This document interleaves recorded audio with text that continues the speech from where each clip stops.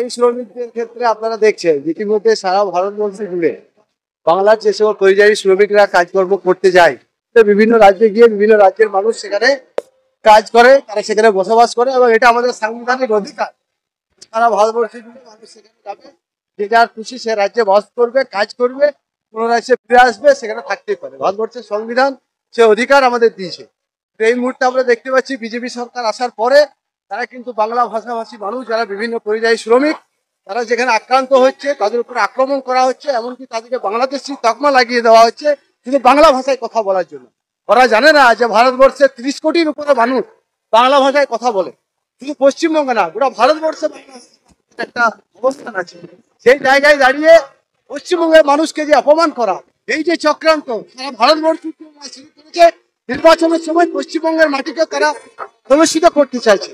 এরকম একটা জায়গায় দাঁড়িয়ে দিদি ডাক দিয়েছে যে বাংলা বাঁচাও, বাঙালি বাঁচাও, বাংলা ভাষাভাষীদের বাঁচাতে।